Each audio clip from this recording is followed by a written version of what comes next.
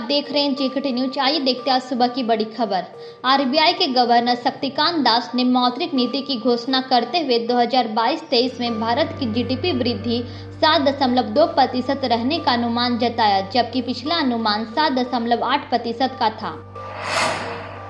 RBI की मौद्रिक नीति समिति ने रूस यूक्रेन युद्ध के बीच रेपो रेट को 4% के स्तर पर और रिवर्स रेपो रेट को 3.35% पर बरकरार रखा है। सरकार ने बताया कि 18 वर्ष से ऊपर के सभी नागरिक 10 अप्रैल 2022 से कोविड-19 वैक्सीन की प्रिकॉशन डोज लगवा सकेंगे। स्वास्थ्य मंत्रालय ने कहा कि प्रिकॉशन डोज के योग्य लोग निजी टीकाकरण केंद्रों पर वैक्सीन लगवा सकते हैं।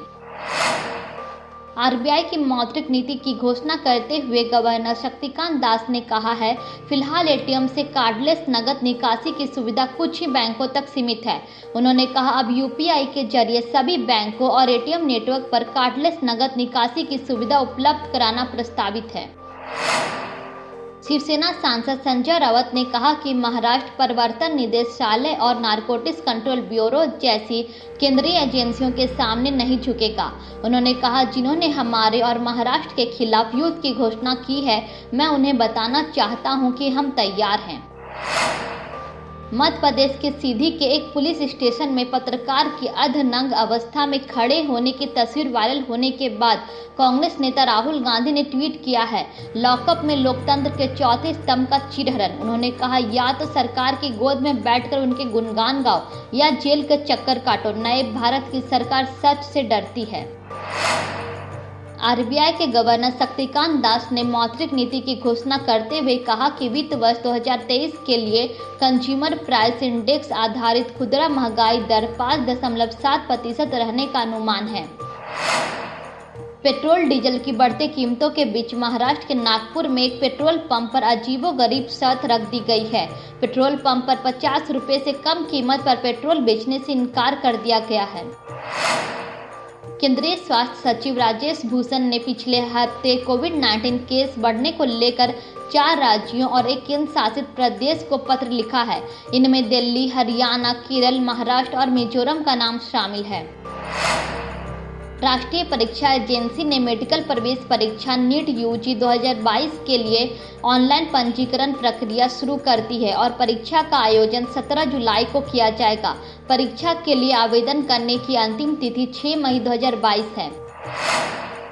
योग गुरु बाबा रामदेव और पतंजलि के सीईओ आचार्य बालकृष्ण ने रुचि सोया के follow on public offering share के सूचीबद्ध होने पर बॉम्बे स्टॉक एक्सचेंज में ओपनिंग बेल बजाई।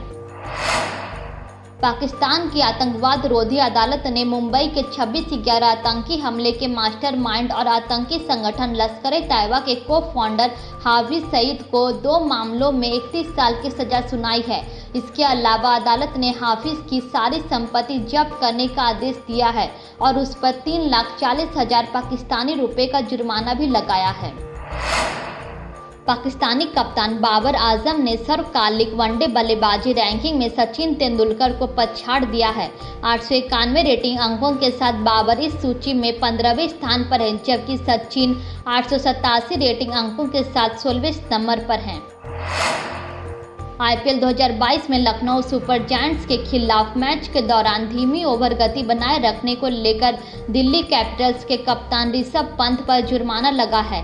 इस सीजन में ओवर रेट से संबंधित दिल्ली कैपिटल्स का पहला मामला होने के कारण पंत पर 12 लाख रुपए का जुर्माना लगा है।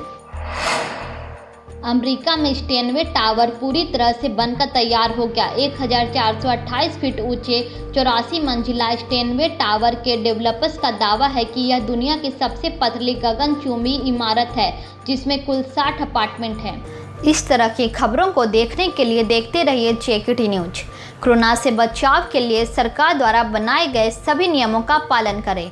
2 गज की दूरी, मास्क से जरूरी ना भूलें। आप जेकेटी न्यूज को फेसबुक, ट्विटर और इंस्टाग्राम पर भी फॉलो कर सकते हैं।